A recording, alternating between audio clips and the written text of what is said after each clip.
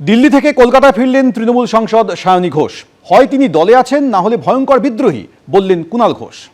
উনি এত মুখ ঢাকতে যাবেন কেন? উনি এমন কি করেছেন যে মুখ ঢেকে চলাফেরা করবেন?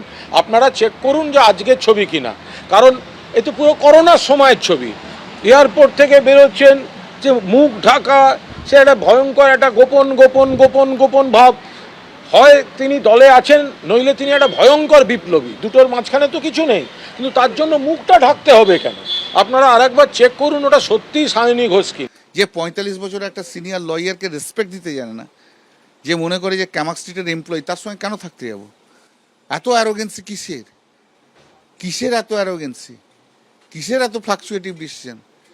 এই খাড়া এখনো 4th মের পর বুঝতে পারেনি যে ওর জন্য দলটার এই সর্বনাশ হয়ে গেছে? বুঝতে পারেনি? বোঝার তো একটা মানুষ তো বুঝবে। সবাইকে ডিসরেসপেক্ট করব, সম্ভব নয় আমার ওর সঙ্গে কাজ করা।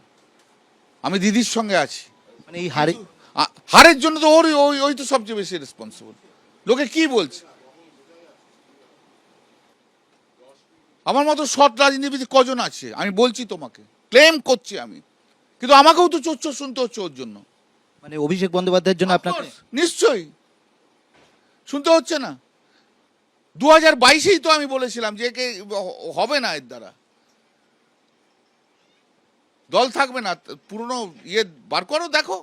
আপনার সঙ্গে এর আগে হয়েছিল, আপনার সঙ্গে যে বয়স্ক মানুষদের 2022 হয়েছে, 2022 ওটা তো অন্যান্য ইস্যুতে হয়েছে। যখন ওই গোয়া ত্রিপুরা নিয়ে হয়েছিল, তুমি খবর নাও।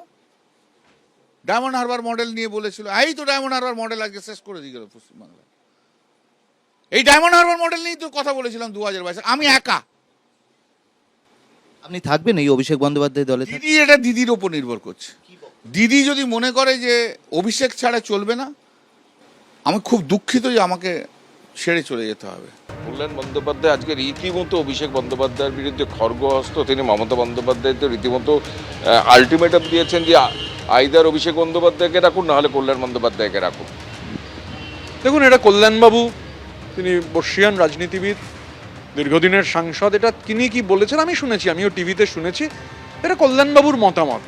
শুধু এটুকু বলতে পারি, আমরা অনেকেই কালেকটিভলি যে কথা বলছিলাম, এটা অন্তত দেখা যাচ্ছে যে কল্যাণবাবু অন্য সব বিষয়ে যাই বলুন, এই ব্যাপারে অন্তত আমরা যা বলেছি সেটাই হচ্ছে ফলো করছে, মানে সেটাকেই এন্ডোর্স করছেন। মানে আমার অন্তত যেটা মনে হয়েছে যে কল্যাণবাবু আর কি বলেছেন তার মধ্যে না গিয়ে অন্তত এই পয়েন্টে এক্স্যাক্টলি একটা বড় কালেকটিভ যে অভিমত নিয়ে চলছে, কল্যাণবাবু আজকে যা বলেছেন আশ্চর্য মিল রয়েছে। মতামত কিন্তু একই রকম। History repeats itself, first as a tragedy and then as a farce.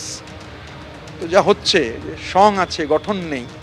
আমার ধারণা আমরা একটা কালেকটিভ যে কথা বলেছি, কল্যাণবাবু আজকে বলেছেন, দেখবেন এই কথার রেভারবেরেশন আরো সুদূর প্রসারী। দেখতে থাকুন।